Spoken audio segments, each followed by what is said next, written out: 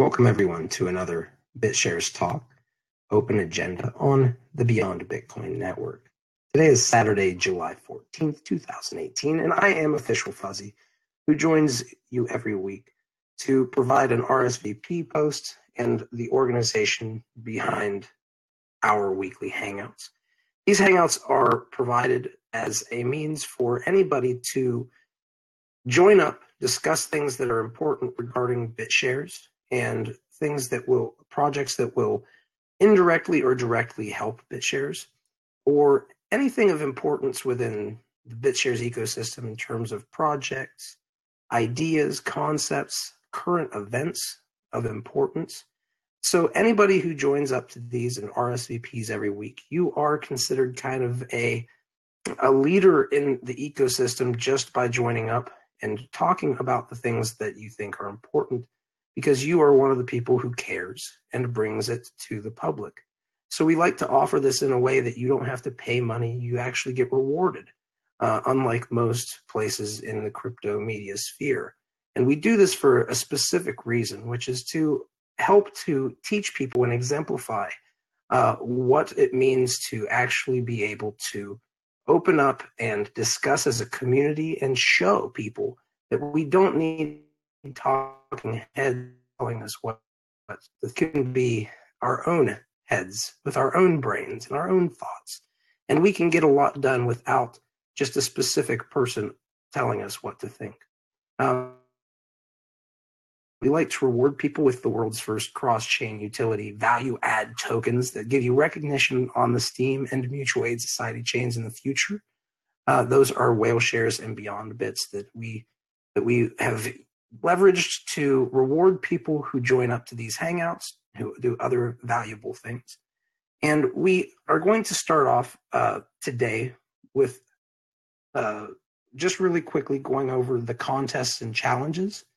Then we're going to move on to Fox, who has some updates from the BitShares core.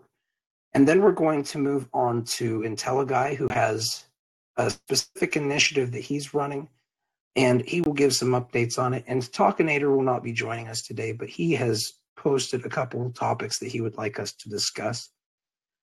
So what I'm going to go ahead and do is I'll go ahead and read off the contests and challenges this week. There is no excerpt from the BitShares State of the Network report, so we will not be reading that off this week. However, we will be starting to add the contests and challenges that we do every week, and you can find those in the Beyond Bitcoin newsletter that is posted to @officialfuzzy on EOSTalk.io. So feel free to join there and check it out.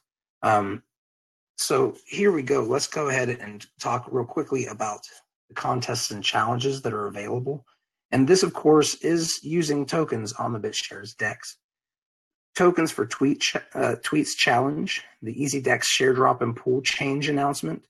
There have been some changes in EasyDex and how they're doing things. So make sure to go and check out their updates and their notifications of changes.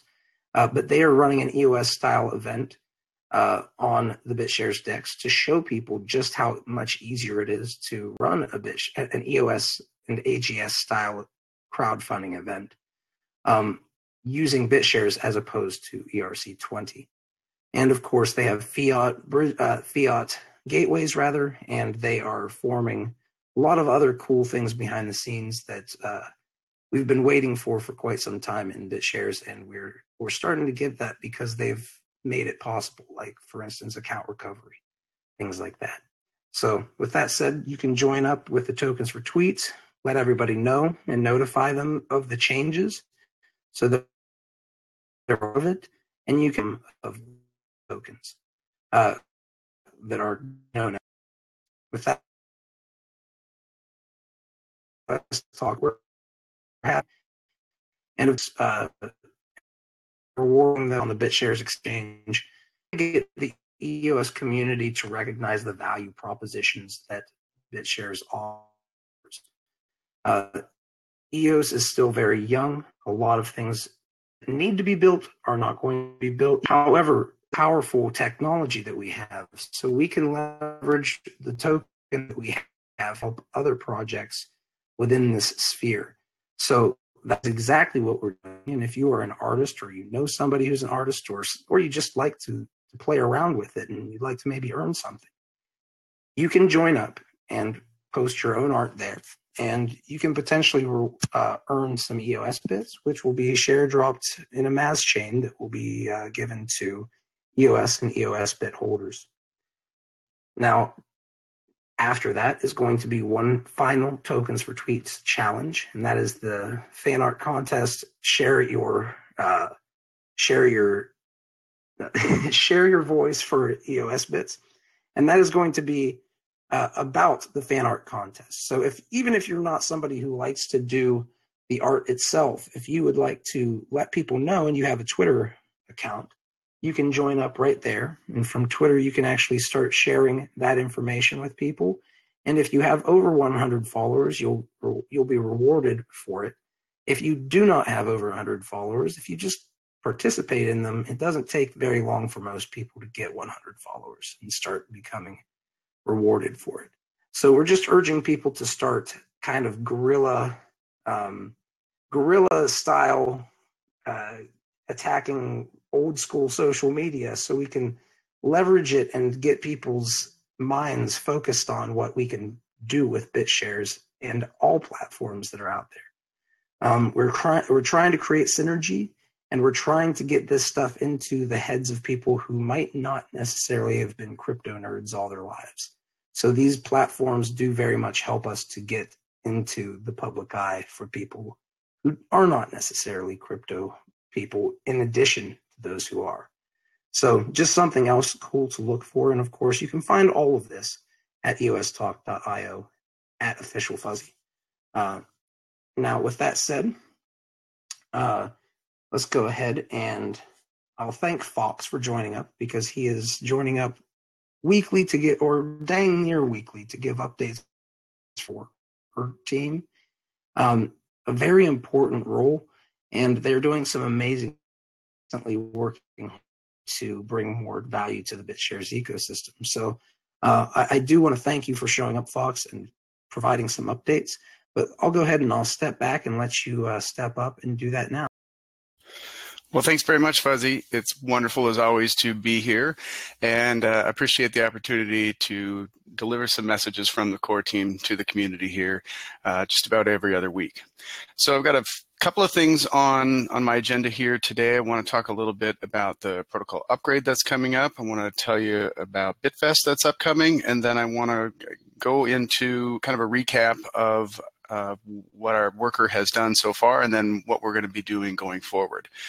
So let me start out by reminding everybody that this week, upcoming on Thursday, 19th of July, we have the protocol upgrade that is coming out this week, Thursday, on the 19th of July at 1400 UTC. So the software is already available. If you go to to our GitHub website, you'll be able to get the latest release there and get that installed now. This is a mandatory upgrade for all validation nodes, and the trigger date will happen at 1400 UTC on Thursday, the 19th of July. So look for that. I've been talking about it for a while, so I hope everybody is well prepared for that one later on this week. All right, the next thing I want to talk about is BitFest. So point your web browser to http://bitfest.in, and there you can learn a little bit about what we have going on in Amsterdam towards the end of September, so the 21st and 22nd of September. The core team is going to be there presenting. We've got a handful of the members that will be there giving presentations. That includes Alfredo Garcia, Peter Conrad, and myself. We'll be up there on stage talking about relevant stuff to BitShares and to the community at large. So look forward to meeting you guys there, shaking some hands, getting to hear from you guys, give us some feedback about what we're doing, what you guys want to see. We're really looking forward to participating there and seeing you as well. So again, it's bitfest.in 21st and 22nd September, Amsterdam. Be there. All right, next, kind of the focus for this week, what I wanted to do was to provide an update about where we are today and kind of where we intend to go for the second half of 2018. So I'm going to provide you with some budget numbers, some measures by which you may evaluate our progress, share more about our initiatives going forward. So the first thing that I wanted to do was to take a look at our budget numbers.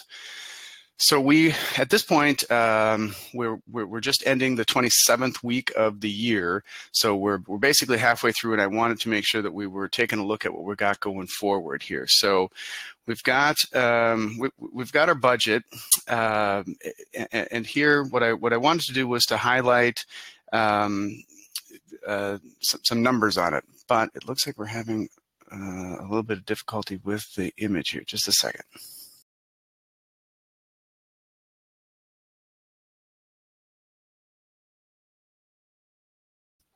All right, hold on just a second while I pull up the image here from the invitation. Sorry.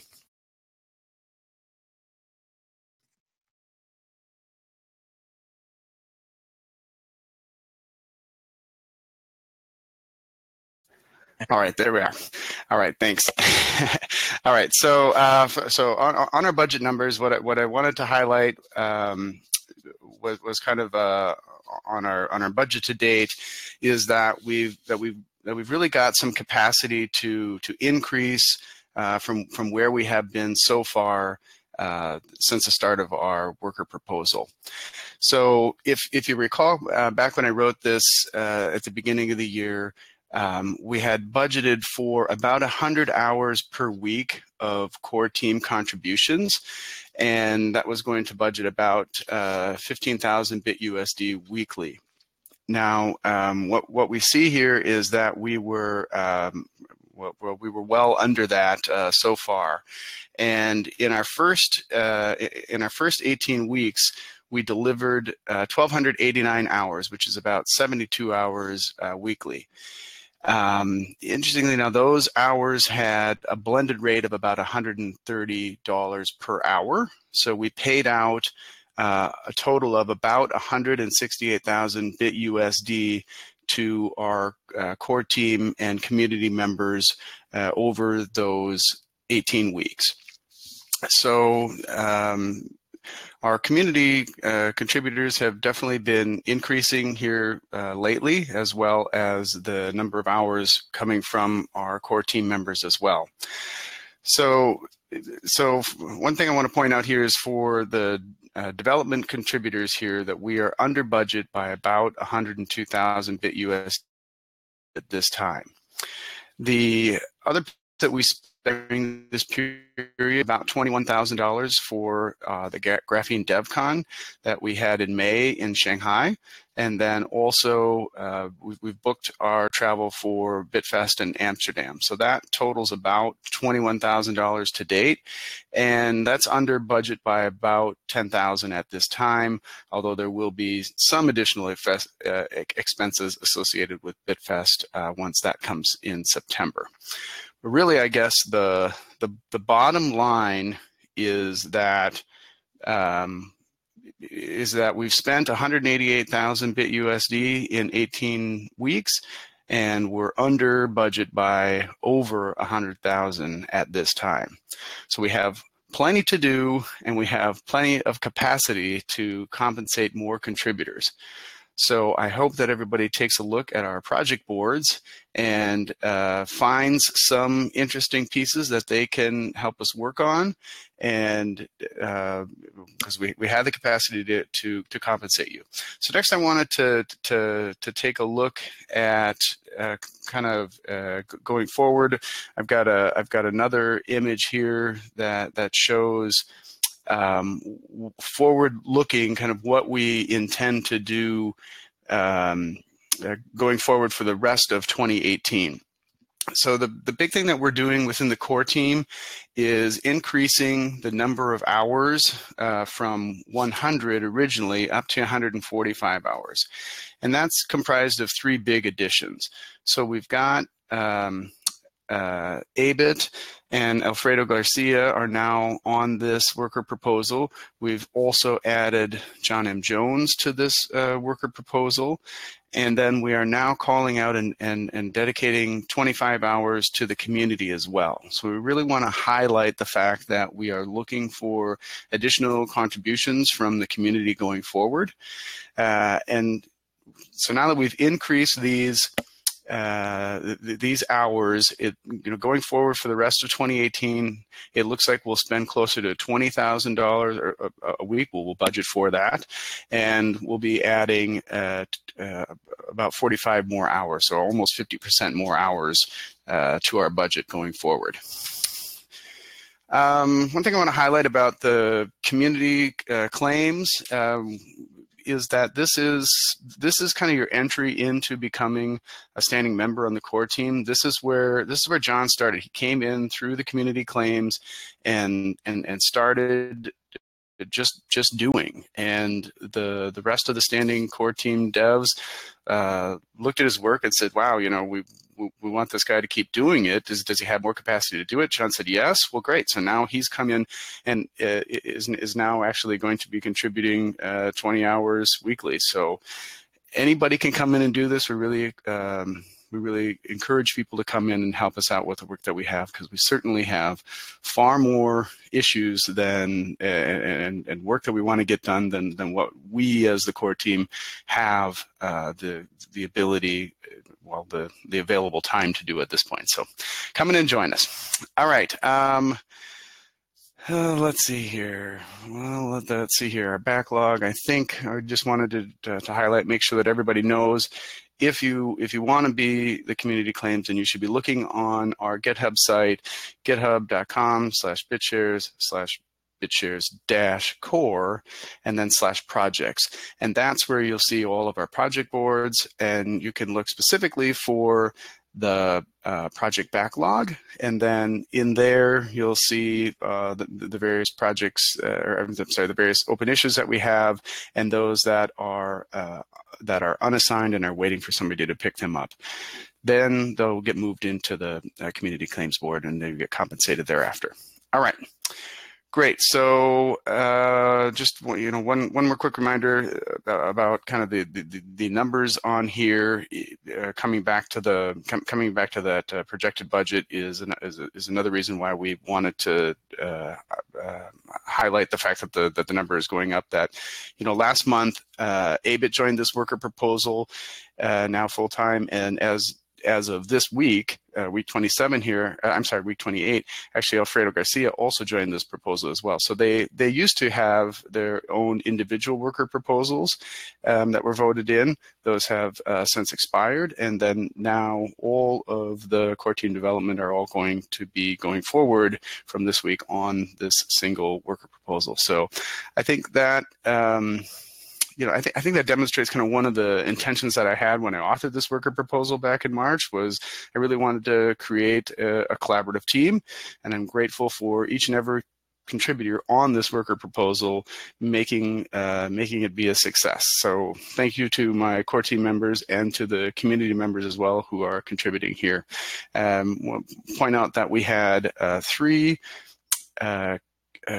contributors from the community so far, and we have that we've paid out, and then we also have 3 more that have work in progress. So wonderful stuff. Anybody can come and do it. Thanks again to everybody participating in that. So speaking of some successes, I attempted to gather some measures for you to judge your success so far. So let me switch over and talk about some of the measures here, because I was talking to one of my colleagues who's gathering some blockchain project fundamentals and trying to build a listing of various projects in the blockchain space. And he was telling me about one of the key things that they look for in the health of projects is to take a look at their GitHub site. How many projects, within the projects, how many commits do they have, and how many contributors do they have, and how frequently are they making those updates? So I said, well, let's take a look. What have we done? So we started this worker proposal on the 20th of March. And in that amount of time, we have closed 133 issues. We have also merged 135 pull requests. And we have made 5 different releases in this time. That's 2 releases that we put into the testnet. And then we had 2 feature releases, and then we have 1 protocol upgrade happening this week on the 19th of July, 1400 UTC, don't forget. So that's what we've got. That's what we've delivered so far. I think those are some pretty big numbers for a team of roughly 10, right? So I think congratulations to this team to be making that type of progress. I think that really shows how successful we are in collaborating as a team and keeping this project healthy today. All right, well, maybe you don't follow GitHub. Maybe you'd rather just take a look at the value of the token. And I'm not sure that this is necessarily the best measure of a development team, but I thought I'd take a look at it nonetheless. So back on the 20th of March, our BTS token was trading at just about 16.5 cents. And as of yesterday when I looked and compiled these numbers, our BTS token was trading just under 16 cents.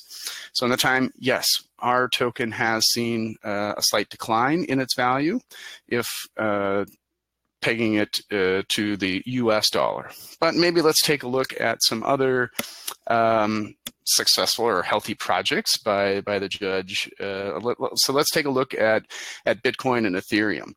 So if you recall back in the middle of March, Bitcoin was trading at about $8,900 and Ethereum at about $550. ETH approximately 38% Bitcoin tokens and approximately 22% more Ethereum tokens. So relative to many other mature projects, I'd say Bitshares is definitely performing better during this period that this worker proposal has been going on. Again, not going to say that it's necessarily a good correlation, but it's one measure that you may evaluate how we're doing here. Let me reiterate something that I already talked about earlier. We actually contributed almost 1,300 hours in these 18 weeks, and I feel that that's really a good measure of our product health because of our project health, because it really demonstrates real effort put into this code base. And also the fact that those hours are increasing. Certainly over those 18 weeks, we have seen more and more contribution hours coming in. Our team is getting larger. We're getting more from the community. And I think that this is truly an indication of our future success as well. Let me return back to GitHub for just a moment, because we actually have a couple dozen more open issues today than when we started this. And also I think that is a very good indication of better community engagement. So I think what we're actually seeing is that we've been able to engage the community, engage our team in adding more issues, making it easier for the community to understand how they work with the development team to get their questions answered, to raise these issues and to get them taken care of. Because that was another intention that I really had for this worker proposal, was to provide better collaboration, not just within the core team ourselves, but with you, the community, to ensure that we were engaging with you. So I think that those open issues are probably a demonstration of that. Here's just a couple more measures that I thought might be related to collaboration. So those project boards that we have on GitHub, we talked about those earlier. That was something new that we implemented here in the last couple of months. We've also implemented issue templates. So we've tried to direct the user to tell us more about what it is that they're that they're having as a problem. Maybe they're having a problem building it, or maybe they have encountered something that they feel is a bug, or maybe they found something where they want an improvement or an enhancement, right? So we're trying to build these issue templates to guide the end user to help us build the software that it is that they want. We've also, of course, implemented the community claims for those ad hoc contributions. And then another measure is going to be our conference participation. When we took most of the group to Shanghai, we stood in front of over 1,000 attendees, and they were able to listen to our presentations up there. I think that was, just an excellent use of worker funds to go and to get our message out there on stage. And then we also had the opportunity to get together as a team. Of course, I think that nobody on the core team sits next to each other. We're a team of 7 holding 6 different passports. It's pretty incredible that we work almost all around the clock, right? But it's very valuable also to bring the team together face to face and do some team building. And we really had a great time in Shanghai, and we look forward to doing that again in Amsterdam in a couple of weeks. And then we also collaborate with the user interface team. We had SVK with us in Shanghai, and we look forward to meeting up again with the UI team in Amsterdam in a couple more months. And that collaboration also is a very good indication of how healthy this project is and how this worker proposal is succeeding. We of course worked with the Bitshares Blockchain Foundation in order to help us provide the escrow services that allow this the reimbursements to happen properly. So thanks to them, and of course thanks to you, the community, for supporting what it is that we're doing here with your votes. I'm really thrilled that you do that, and I'm happy to be here about twice a week. About twice a month to come in and fill you guys in on what it is that we're doing. So that's a little bit about some of the measures that I felt that we could measure the success of this on. Let me know if you've got any others after the show. All right, and then the next piece, what I want to wrap up with, is just telling you a little bit about where we want to go for the rest of 2018. So this worker proposal goes through 31st December. So I hesitate to use the word roadmap here, but it is something that I hope that I can build for this community going forward in the second half of 2018. So I really have started to come up with a concept of 4 key goals that I want to talk about. And these are security, functionality, privacy, and community. All right, so those are going to be the 4 working goals that I have at this time, and I'm going to build these out in the coming weeks and be able to come back and talk more specifically about security. This is to ensure that we are building software that performs as it's designed. I am thrilled to say that we have never lost any users tokens due to hacks or breaks in the code. Yes, maybe the network has frozen a couple of times, but that didn't lead to any loss of funds. So security is at the top of our list as we look for what we're going to do in development. Under functionality, here is where the fun stuff is happening, and probably where I'll spend a lot of my time going forward talking to you about some of our initiatives, which would be on the topics of interoperability, scalability, and market mechanics, among other things. We're going to fall under functionality. And then under privacy, it's very important. When we came out and released Bitshares in 2014, it was something that was fairly well similar to Bitcoin in terms of it was pseudonymous. It wasn't terribly anonymous. It didn't have a lot of the stealth or privacy features in there, but we have work going on those right now. We have some VSIPs that are being written. We have some code being developed that are going to continue to help us improve on privacy. And the 4th thing is going to be community. And under here, what the core team really will be working on is collaboration, of course, but there's also the pieces about marketing. And it might not necessarily be that the core team is going to be doing anything specifically for marketing, but it kind of wraps into going to conferences and talking about it. But community is that goal, and building that and making sure that we know how to take all of what the core team is developing in that protocol and making sure that others know about it and know how to make use of it. So that's documentation, that's conferences, that's community engagement. So that's what we're going to be bundling in there, and we'll definitely be looking for other worker proposals to probably focus more specifically on community itself. So those 4 goals, again, security, functionality, privacy, and community, are the things that I'm going to be writing about more specifically in the weeks to come, sharing those with the community as well. So that's kind of the recap of what I wanted to share with everybody this week on our worker proposal. So once again, thanks very much. I really appreciate your support, community, for this worker proposal. It's been a thrill to be able to deliver this software to you, and we look forward to doing it going forward. So thanks very much. Back to you, Fuzzy. Well, thank you very much as well. And what I will say is, before we move on, I'd like, if anybody has anything they'd like or any questions they'd like to ask, we like to open this up so not only the guests join up, but anybody who has any questions or comments that are constructive might be able to do so. So feel free, if anybody has anything they'd like to bring up, to do so now. I've got a quick question. I noticed that Fav wrote in the channel that there's 3 worker proposals that need votes in his opinion. He lists them. With regard to Fox, is there any, if worker proposals are outstanding, is that something that you would also echo, that you would give maybe your opinion, saying that the core team also believes that these 3 worker proposals need votes or something? Would you ever sanction or give credence to any of those? Sure, good question.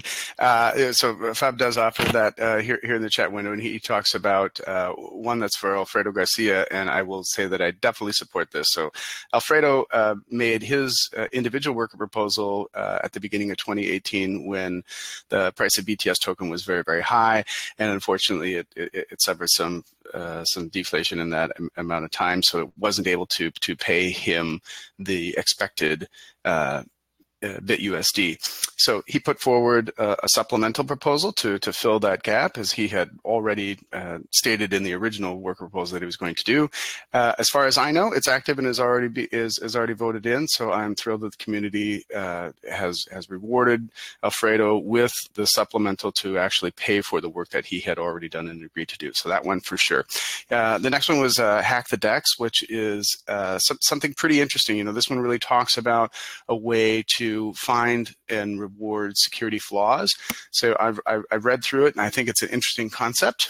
I'm not going to say that in my official role that I would endorse it, but I definitely like the concept, and I think that it is something that the core team would definitely want to support, because as I stated earlier, security is probably the paramount thing that I want to see implemented in code changes going forward. So Hack the Dex is definitely an interesting concept that we should continue to take a look at.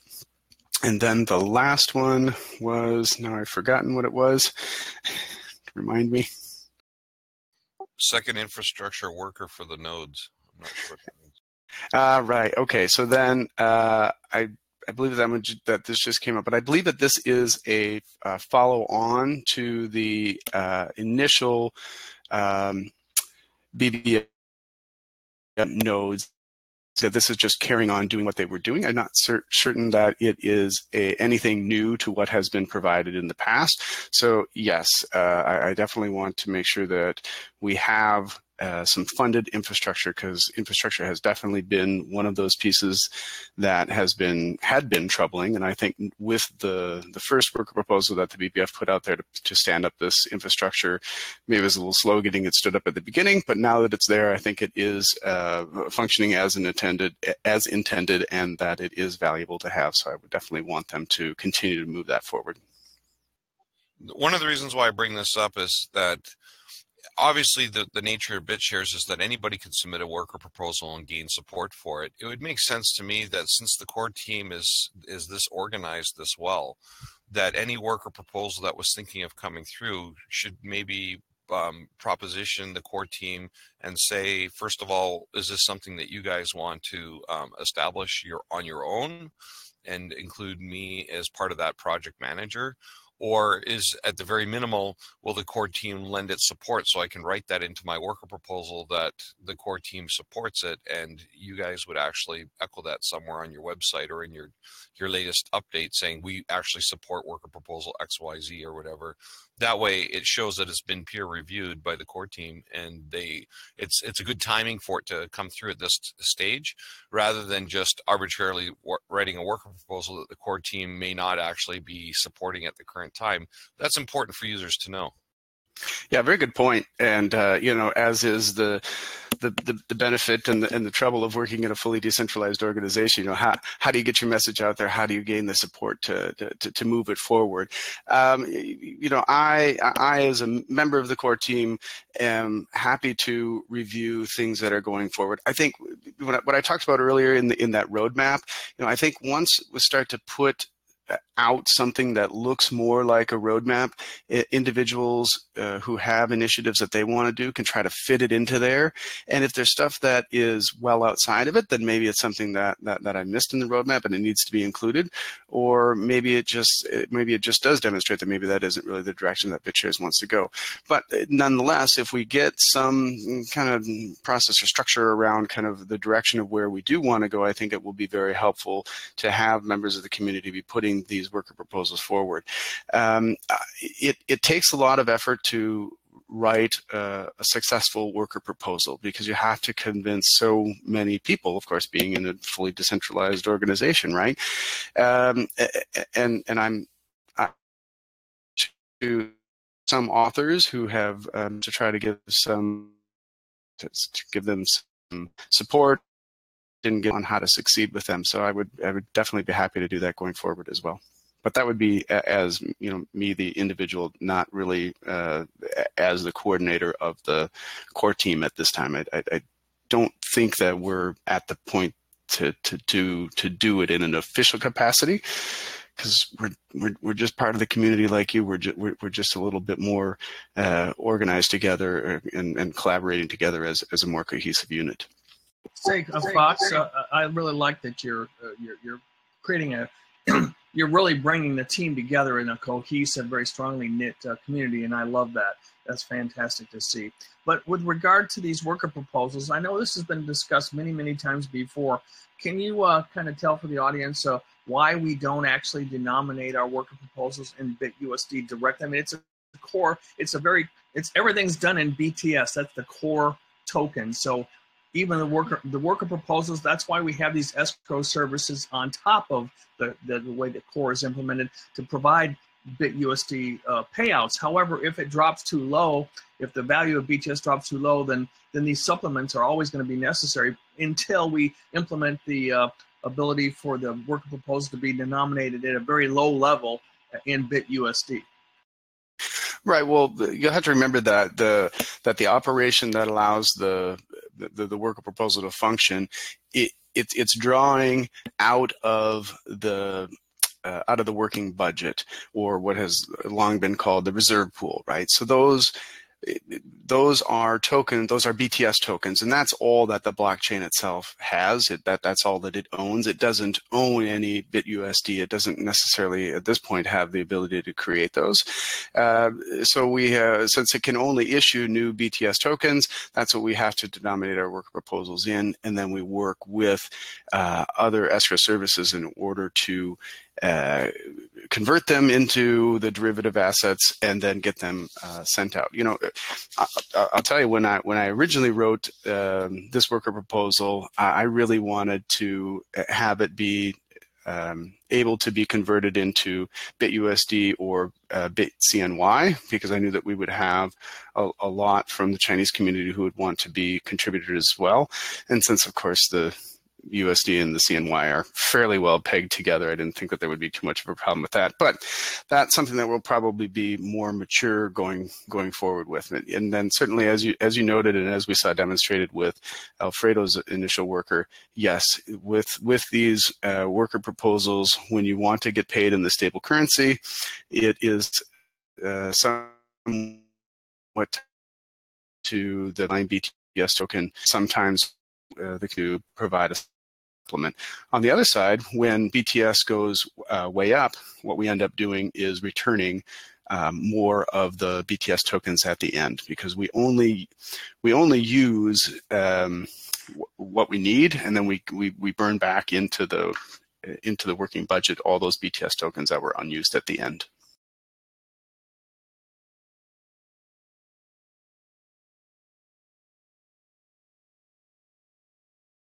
I'm assuming that that fulfills all the requirements of what we wanted to talk about there.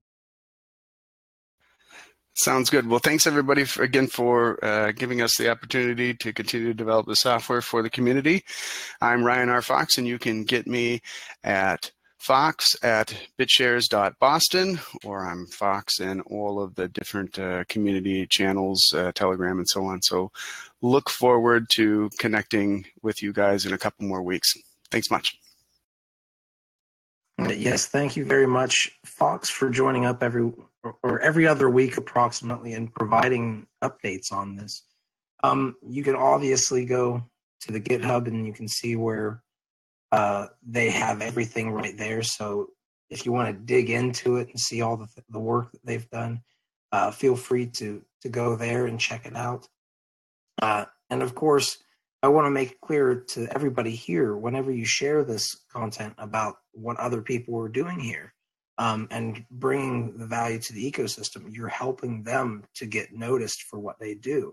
And if you are a BitShares holder, that's important to you, because giving that information out and helping to get that information into the public mind is going to be one of the most important things for us to start getting them talking about it. And this is a very good way to teach people about the ecosystem, keep them updated, and also support the people who are doing important things that make BTS a little bit more powerful every day. So with that said, though, we will go ahead and move on to the next topic, which is IntelliGuy and his initiative. I'll go ahead and let IntelliGuy step up and give the initiative name and everything, because he's the one who came up with it. So feel free, IntelliGuy, to step up. I'll go ahead and step back. And thank you, everybody, for joining up to listen. I'd like to introduce you to the new initiative that I've undertaken called, and while the name sounds silly, it's deliberately made so. During the last Saturday BitShares talk during the after party, there was a lot of discussion that organically ensued, which eventually established the need to be able to ask Dan Larimer some particular pointed questions. And normally Dan develops on his own, and he's got his own internal roadmap and the projects that he does. And the community in general is quite patient and gives him a lot of leeway, because he produces great things, you know, in the atmosphere that he works in. And sometimes there's not everything ready for public consumption, and it's not time to discuss certain things, especially while, you know, they're in research and development. But after a series of time, the odd comments that Dan makes in public, or the questions that seem to be unanswered on everyone's minds, start to accumulate to the point that the community all seems to be asking the same sort of questions. You know, is BitShares going to be integrated with EOS, or is there going to be a BitShares 3.0, or what is his plans for share dropping, or you know, some of these questions keep coming up. And when the numbers start increasing and the same questions seem to be unanswered, and there's multiple theories about what they are, and many months have passed, and even years at that in certain situations, it comes a time where the community just all in unison wants to hear Dan address some of these questions. Whether or not he can address them is up to him. He might say, I'm not ready to comment on this time, or what the case is. And the worst thing that we can do as a large community is individually try and get Dan's attention in chat channels and stuff like that, and ask him the same questions again and again, written different ways, formulated in such a fashion that he feels like he's never ending. You know, once he starts answering something, it's going to be taken out of context or whatever. a decentralized community needs to organize itself and actually come up with a top 10 list of questions. And this can be members of the Bitshares community, the EOS community, the Steam community, even the media in general, anyone. And I figure if we come up with a website in an organized fashion where people could submit their questions, they're moderated in a way that they're, the obvious spam and stuff like that don't make it onto the website, but they can be peer reviewed and voted on. At that point, we can come up with the collective top 10 after this is organized in such a fashion that we produce those, we make them official by vote, and then those are submitted to Dan in public and say, Dan, here's the top 10 questions from multiple communities.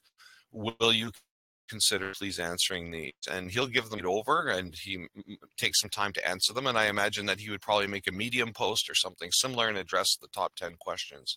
This is not something that we'd ask of Dan very often. It's a rare event. And so I've produced a website which is still under construction. I haven't officially launched this project yet. I've called it a pre-announce, like you would normally find on Bitcoin Talk. It's a pre-announced project called Dan Event. The website address is danevent.ml, as in M for Mary, or we're going to call it M for Mucho and L for Love. danevent.mucholove. I don't know. It's a free domain extension, but this is a shoestring budget that I'm financing myself with my time and effort. And I invite anybody that is interested in knowing more about the Dan Event, wanting to get involved or anything like that, to send an email to intelliguy@tuta.io or see my blog on Steemit called steemit.com/@intelliguy. And if anybody has any questions, I'll be happy to answer them.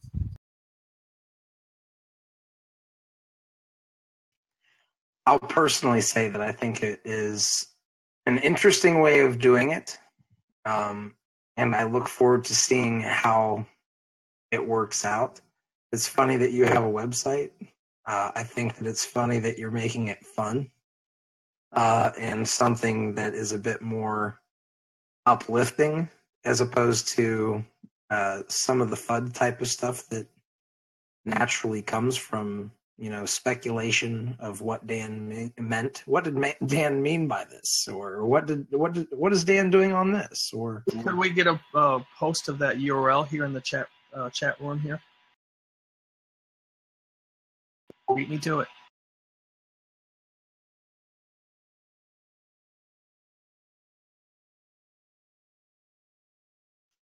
Maybe you can have a referral link to the Dan event so you can see who invited the most people to the Dan event. I will say, IntelliGuy, one of the initial things that we were talking about last week regarding this was Bitshares. There was a Bitshares and Steemit upgrade comment essentially saying we have Bitshares 3.0 and Steem 2.0 coming on EOS. And I think that was kind of one of the big things that I was talking about and the community in general was talking about was, okay, is this going to be share dropped on us? What's going on? Is going to keep the same hand and all that good stuff. The hear a response on from that. Of course, this isn't the only question I'm sure that will be asked at the Dan event, but this was the precipitating question that started us on this path that you decided that you were going to journey on. Was, are they going to, or is he planning on share dropping it, keeping the same brand? If so, is he going to be share dropping on on Bitshares holders, or is it going to be on EOS holders, or what was the plan? And I think we found out a little bit more information on that this week. And he's saying that they're going to have EOSDEX.io. So EOS is planning, I think, on having its own DEX. But with that said,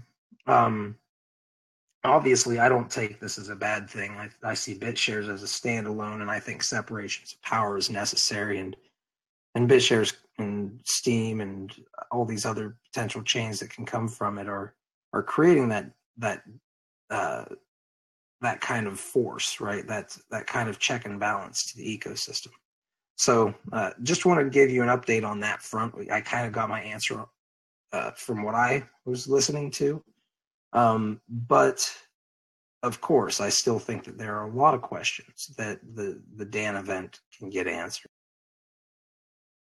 Yeah, one of the other ones was coming up is that the EOSTalk.io forums were available, and we noticed that Dan wasn't fully using the way that, or even using them, and he was going to a different platform.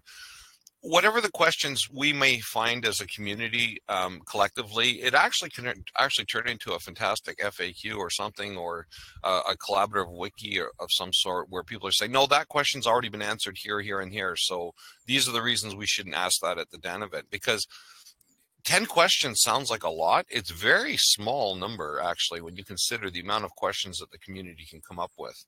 So through this process of seeing if we can collectively organize ourselves for what the important questions will be, and that may be ever changing, before it gets finalized, we might actually make a lot of ground on this in different ways. And so what Dan's thinking and what the community's thinking should be sort of in sync at some point, and maybe a Dan event is what will cause that. So we'll see how this goes, and I welcome your feedback. I'll be here for the after party if everybody wants to talk. And this just goes to show you the type of things that occur in the BitShares after party. The show usually runs for however long it is, and the after party usually runs 300% longer. And it's a free drop-in, a free for all, where anybody can after party, and it's a collaboration effort by everybody. And so you never know what you're going to find or what's going to come out of an after party. So I make sure I try to attend every after party I can every Saturday. You know, I'll just say this. I think that from all the stuff I've seen on crypto, and I've been around for a while, guys.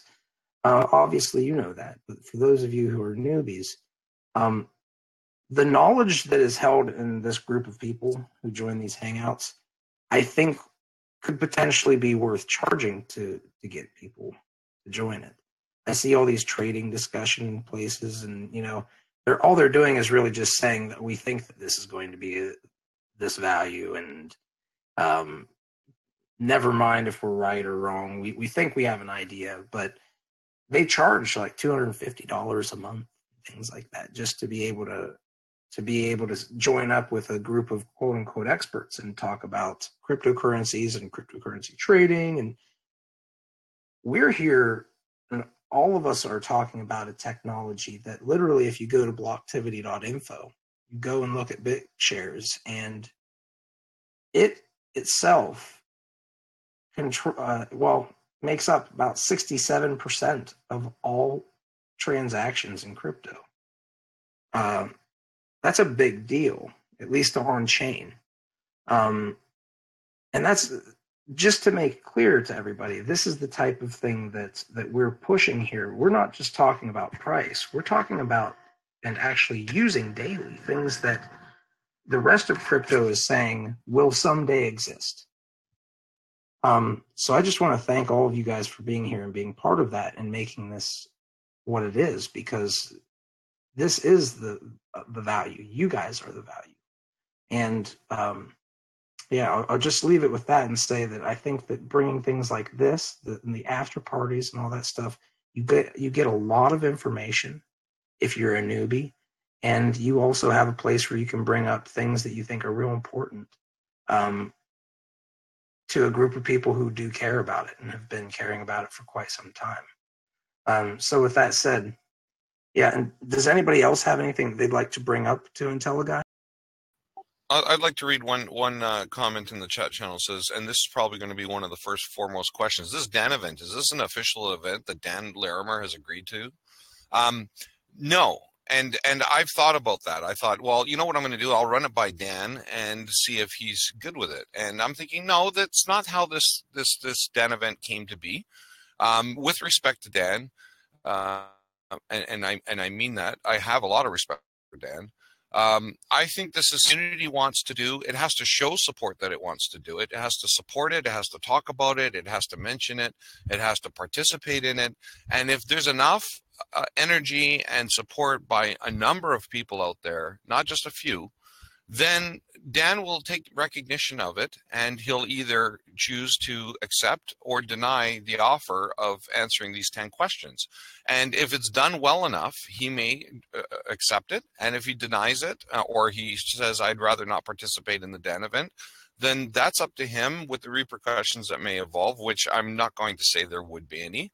But it's not as long as it's done in such a fashion where they're like, hey, we're going to throw Dan events whenever we want. No. I would recommend against that. I think this is a rare event. Somebody recommended, why don't we call it Dan event 2018, 2019? If that comes from Dan, I would endure to do that. But on my own, no. I think that I think this should be a one-off that we do, and these should be very infrequent. I think it also comes from the fact that there are a lot of people asking a lot of questions right now, because we're in this stage, like almost like the calm before the storm, but everybody knows that the storm's coming. You know, everybody knows that there's going to be so much interest in delegated proof of stake and what's going on within this ecosystem, that once they start realizing it, they're going to start rushing here. And I think that it's one of those things that there's some foundational questions that a lot of people have been asking that giving that opportunity is probably,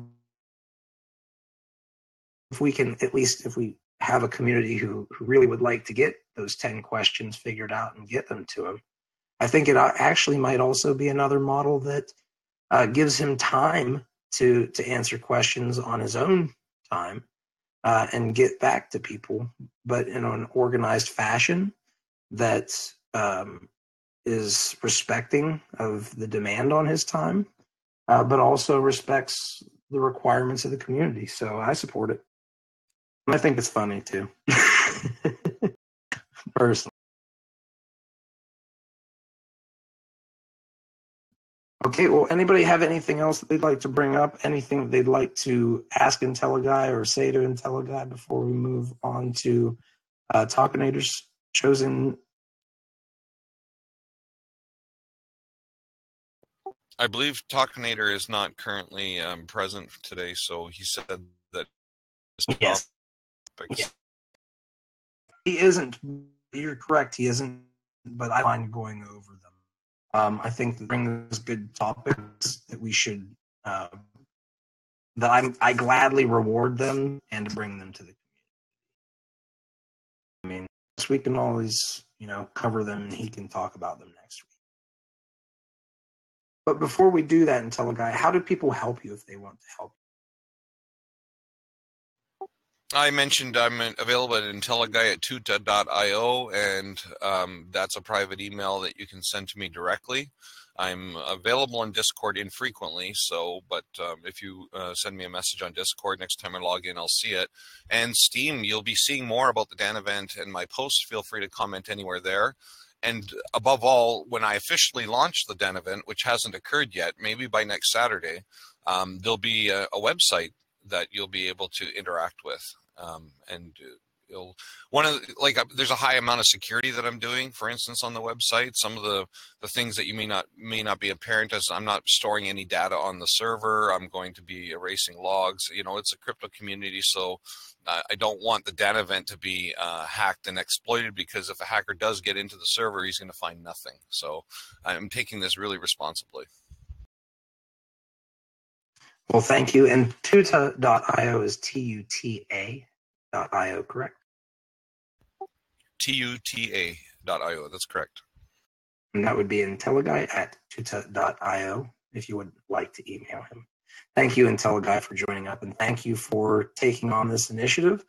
I think it's cool that when our community figures out initiatives or participates in initiatives, we're putting things into action and showing that we care about getting things done. Obviously, we have a large group of people, so you can never expect any one person to do everything, though there are definitely all-stars that do quite a bit more than we would expect of average, everyday human beings. So I do thank them. But I will say this, either way, we want you to be here, and we want you to, even if you can't join up, to maybe even post and say the good things that you did that week so we can give updates on it. This is what it's here for. We want it to be a place where you don't have to pay to play. Your payment is doing cool things and letting us know about it, or doing research on something that you think is extremely important for us to recognize for the future value of BTS in the ecosystem, right? These are things that are greatly valuable, and it has to be done by a community. That said, thank you very, very much for everybody participating in making it possible. Real quick, I'm going to just take, to reiterate it, just kind of like we tend to do toward the end of each one of these segments, make sure that we give you guys this information and make sure that you didn't miss it somehow. So the worker proposal, hackthedex.io, which would be a place essentially where people go and they can actually participate in reporting the vulnerabilities on the network if they find one, and they can earn for doing so. This is something that everybody can vote on the worker to fund it. So I would urge everybody to consider this as something that is important, because let's face it, one of the most important things that we can, kind of like what Fox just said, the highest priority has to be security, right? And of course, there's always going to be a bug somewhere, and not all bugs are necessarily 100% dangerous to your funds or anything like that. But we want to make sure that we are doubly safe about it and always keeping vigilant. And the best way, one of the best ways I think that we can do that is through bounties for this type of stuff. At least until we have, a specific team that is just doing that. And even then, I think it's important that we would leverage something from outside perspectives from the community. So I personally love the idea, see how it works out if it gets funded. But if you guys like the idea as well, I'd say definitely consider leveraging that and participating to support it. Does anybody have anything that they'd like to bring up regarding the hackthedex.io bug bounty program worker proposal?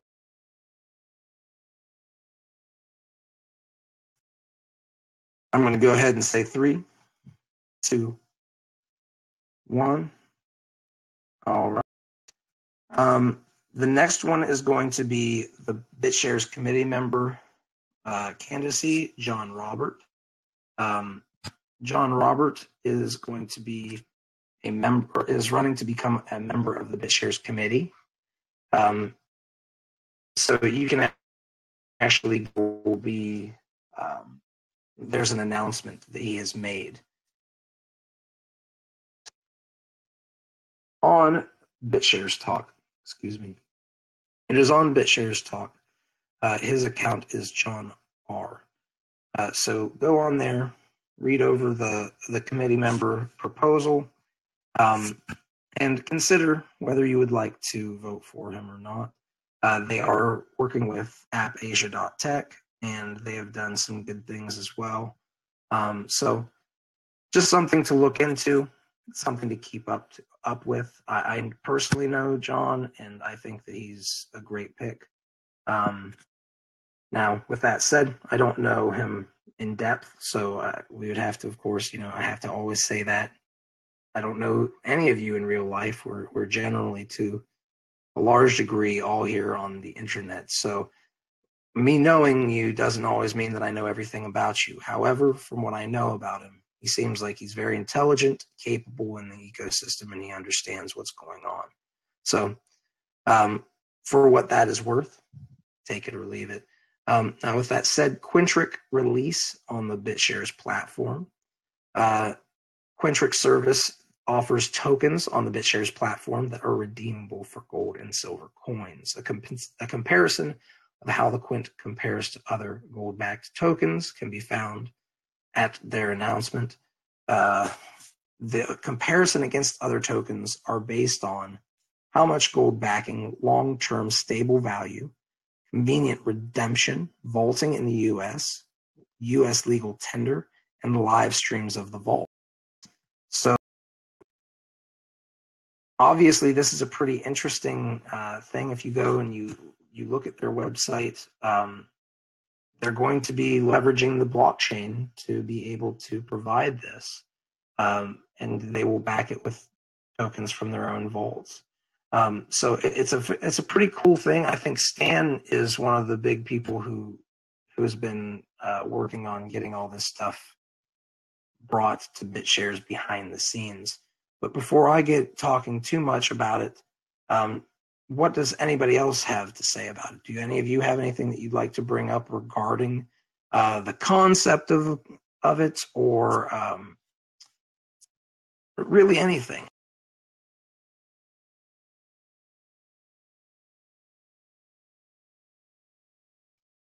Does Quintric offer pet insurance? I don't think so, but Fav, what I will say is that Milkbox will be the best bet if you have a missing pet or you want to ensure it's in your, because you're able to reward people with a token to help find people. And I don't always plug, but Milkbox it is then, right? Yes. Figure that's probably a good one. My take on it here is that we've been talking about the power of backing cryptocurrencies with precious metals for a long time here in the ecosystem, the BitShares ecosystem. There has been talk of it before BitShares existed. Obviously, there was nothing that could do it. At least if you were going to have it on, an actual blockchain and not doing it all off chain. So what we essentially do is we have this set up here. So when you think about it, the one thing that precious metals folks generally hate about crypto is it's not backed by anything of value, right? But the precious metals people are very quote unquote woke, so to speak, as the nomenclature dictates for this era.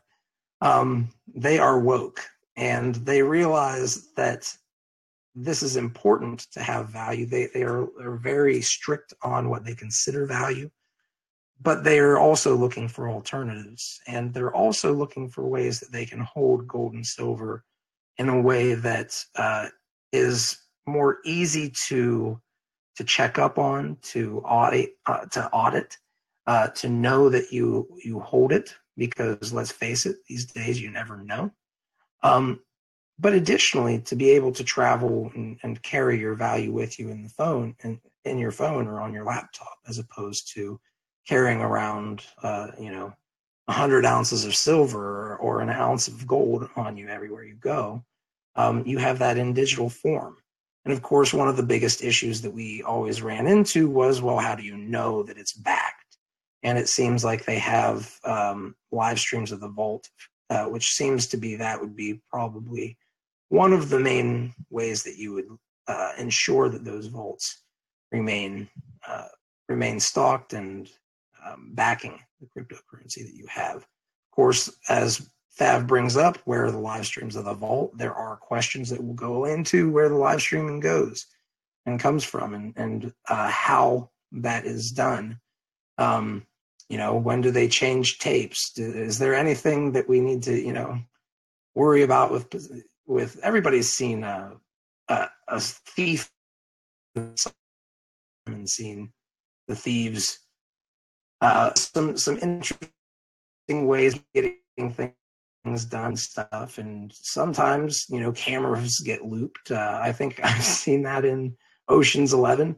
So there are potential ways of gaming this. However, if they do it right and we come to find out all the details that it's legitimate and there's really gold and silver backing, and I think it's very powerful. Good question, Fav. Who is auditing it? I would assume that it would be a third party, but maybe it is in the white paper actually, but we'll have to see.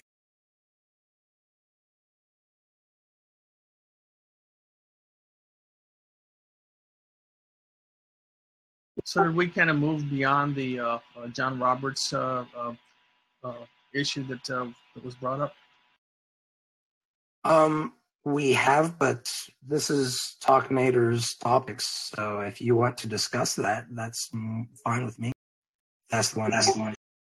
Oh, I don't really have anything in particular. I was just wondering. I guess there wasn't any community interest in it or comments about it. I've been interacting with Mr. Roberts on the Telegram a fair amount, enough to feel like I get a perspective of where he's coming from, and I'm just going to say generally that I like the guy from what I've seen so far. Now that's not a ringing endorsement because I don't know him that well, but you know, rather than not give anything at all and just let it be dead air and nothing, no comments at all about the guy, I just want to put my 2 cents in and say that I think from what I saw that he's got the right attitude and has a good perspective. Yeah, agreed. I think that he has impressed me in the conversations I've had with him, at least with his awareness of the ecosystem and how things work. Yeah, Fav, I don't know if it's considered a real white paper, but I will say that the Quintric, they say that it'll be audited. I assume by a third party, but I would be lying if I told you that I know for sure. Something that we should definitely check into, and a good point, a good thing to bring up. Because let's face it, this is a worldwide type of technology, right? So you never know exactly who you're working with. And who's coming up with these ideas and who's coming up with these platforms. And it's pretty easy for somebody to just put up a website if they're skilled in that and say they're going to do a bunch of things and ask for a bunch of money. It's quite an altogether to actually offer the services that are. The other thing is that this Quintric thing is actually I might be getting I'm going to bow. I think I might be getting a couple of different projects confused with each other with Quint and the other one. Oh, okay. Yeah, well, no problem. These are good things to bring up, as Fav is saying, because let's face it, for instance, Tether is a token that has never been audited. Somehow is one of the tokens in crypto that has the most volume, one of the higher market caps, and it has never been audited. And within the last year, they made announcements saying that Americans holding Tether USD cannot redeem them for real USD. So this space have ill intent. All they care about is taking advantage of somebody who doesn't know. And this is one of the things that I think we always have to be careful with, especially when, obviously we ride this line here where we want to support things that claim or intend to bring value, but we also have to give that disclaimer. And I think it's a fair disclaimer to give. That is, do your own due diligence. Even if we think that something is a cool idea and something that's valuable, there are potential issues that we always have to keep in mind. This is not an ecosystem for the faint of heart. If you don't 100% trust something, don't touch it until you have that trust that you feel it's comfortable to do so. But obviously, that's something I think that is very important that we bring up, and I want to thank you, Fab, for bringing up those tough questions. Fox saying, Official Fuzzy, may I add the topic at Fab? Yes, of course. Let me go ahead and step back, Fox, and you step up.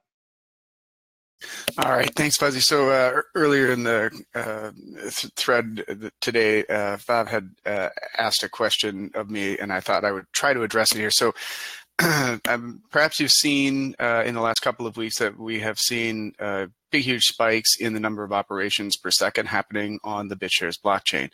That looks fantastic on the Blocktivity reports, of course. 5 million operations in a day, really cool. Well, what's happening? Why is that? When happening, people were what would this be happening?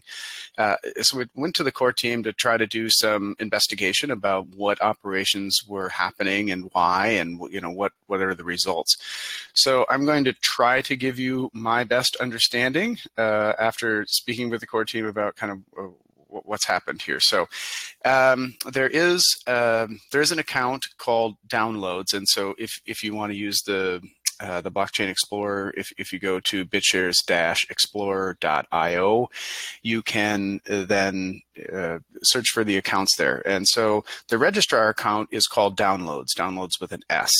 And then it has registered 3 bot accounts, and they're called Downloads, Bot 1, and then number 2, number 3. Okay, so there's 3 different bots that have been running.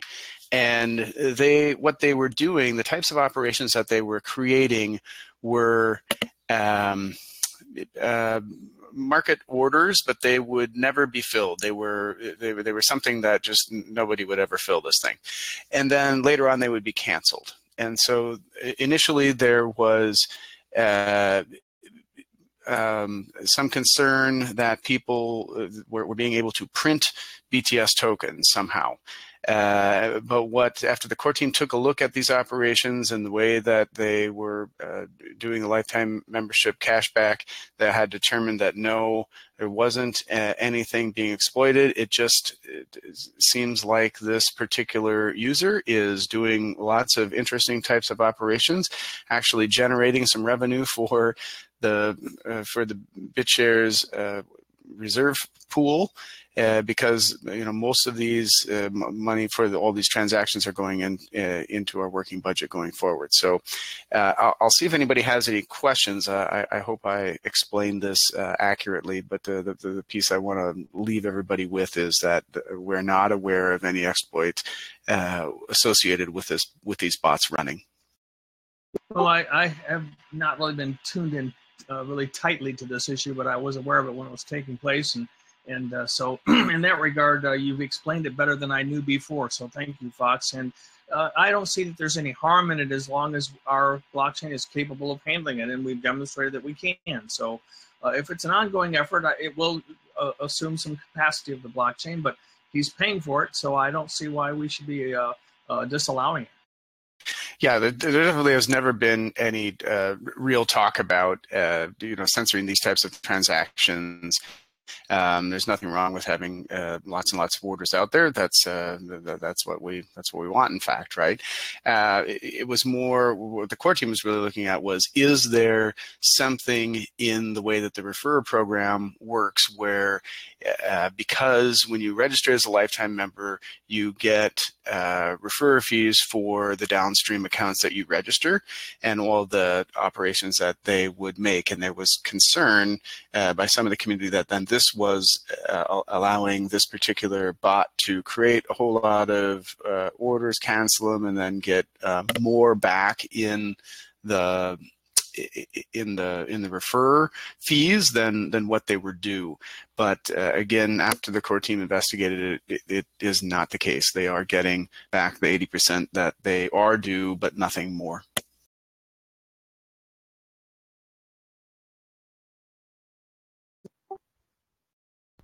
And just a small comment regarding this.